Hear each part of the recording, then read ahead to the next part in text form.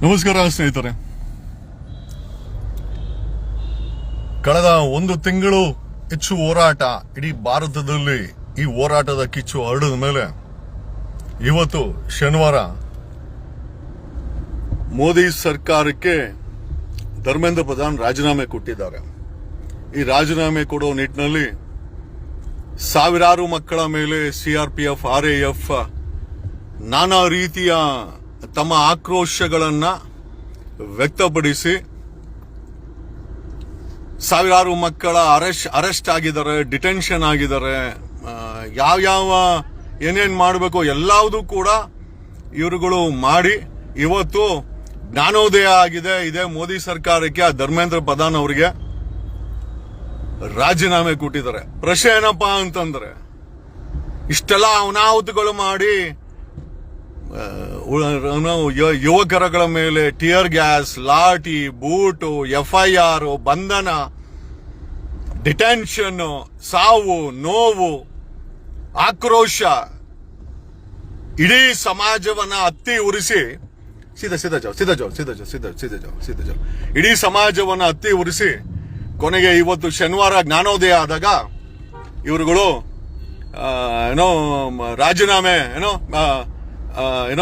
ರಾಜೀನಾಮೆ ಕೊಟ್ಟಿದ್ದಾರೆ. ಖಂಡಿತವಾಗಿ ಈ ರಾಜೀನಾಮೆಗೆ ವ್ಯಾಲ್ಯೂ ಇದೆಯಾ? ಈ ರಾಜೀನಾಮೆ ನಿಜವಾಗ್ಲೂ ಇವತ್ತಿನ ಪರಿಸ್ಥಿತಿನಲ್ಲಿ ಯಾವತ್ತು ಕೊಡಬೇಕಾಗಿತ್ತು ಆವತ್ತು ಕೊಟ್ಟಿದ್ರೆ ಈ ರಾಜೀನಾಮೆಗೆ ಒಂದು ಬೆಲೆ ಇತ್ತು.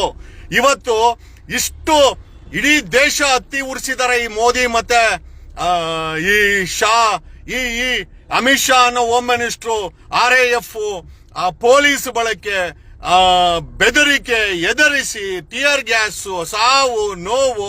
ಆ ತಂದೆ ತಾಯಿಗಳು ಕಳೆದ ಒಂದು ತಿಂಗಳಲ್ಲಿ ಮಕ್ಕಳನ್ನ ಬೀದಿನಲ್ಲಿ ಬಿಟ್ಟು ಎಷ್ಟು ನೋವು ಅನುಭವಿಸಿದ್ದಾರೆ. ಈಗ 12 ವರ್ಷಗಳ ನಂತರ ಯಾವ ಸರ್ಕಾರನ ವಿರೋಧ ಪಕ್ಷಗಳು ಬಗ್ಸ್ಲಿಲ್ಲೋ ಇವತ್ತು ಬಗ್ಗಿದೆ ಅಂತ ಹೇಳ್ಬಹುದು. ಬಟ್ ಇವತ್ತಿನ ಪರಿಸ್ಥಿತಿ ಇದೆಯಲ್ಲ,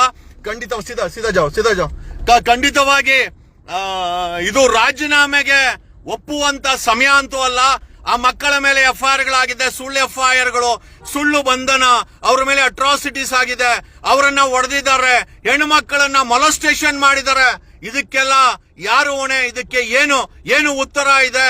ಈ ಎಲ್ಲದಕ್ಕೂ ಉತ್ತರ ಕಂಡುಕೊಳ್ಬೇಕು ಅಂತಂದ್ರೆ ಡೆಫಿನೆಟ್ಲಿ ವಿ ನೀಡ್ ಟು ಬರೀ ಈ ರಾಜೀನಾಮೆಯಿಂದ ಕೊನೆ ಆಗಲ್ಲ.